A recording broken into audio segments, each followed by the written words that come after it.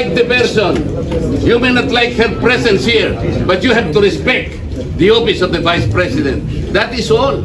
Because that is guided by the tradition. Kahapon po, kagaya po na sinabi nila, wala nang pinagtanong sa Office of the President, and that is correct. That is in line with that tradition.